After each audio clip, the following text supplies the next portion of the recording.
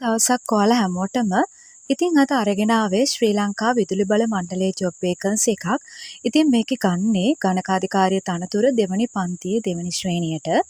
ඉතින් අපි මුලින්ම බලමු මොනවද ඉල්ලන සුසුකම් කියලා. මුලින්ම කියලා තියෙනවා ශ්‍රී ලංකා වරලත් ගණකාධිකාරිය ආයතනයක සමාජිකත්වයක් තියෙන්න ඕනි කියලා. ඒ කියන්නේ ICASL හෝ CIMA ACCA හරි membership එකක් තියෙන්න ඕනි කියන එකයි. එහෙමත් නැත්නම් ඊළඟට කියලා තියෙනවා ශ්‍රී ලංකාවේ පිළිගත් විශ්වවිද්‍යාලයක ලබාගත් ගිණුම්කරණය සම්බන්ධ විද්‍යාවේදී උපාධියක් තියෙන්න ඕනි කියලා. ඒත් එක්කමයි කියලා තියෙනවා සේවකයන් 100කට වැඩි සංඛ්‍යාවක් සිටින ආයතනයක ගිණුම්කරණය හෝ විකණන ක්ෂේත්‍රයේ වසර 3ක පළපුරුද්දක් තියෙන්නත් ඕනි කියලා. එහෙමත් නැත්නම් ආයි කියලා තියෙනවා ඔයාට මෙන්න මේ සුසුකම් කම්ප්ලීට් කරලා තියෙනවා නම් ඒත් ඇප්ලයි කරන්න පුළුවන් කියලා.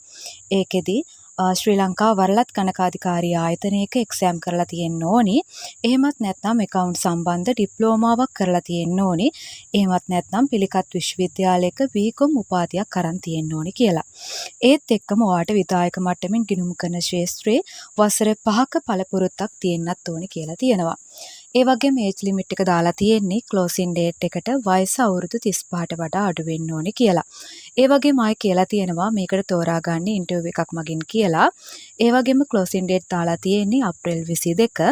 ඉතින් මේ කියන සුසුකම් ඔයාට තියෙනවා නම් ඇප්ලයි කරන්න තියෙන ඔන්ලයින් නිසා www.ceb.lk career site එකට ගිහින් ඔයාට ඇප්ලයි කරන්න තමයි තියෙන්නේ. එහෙනම් ඉතින් අපි අලුත් වීඩියෝවකින් නැවත හම්බෙමු.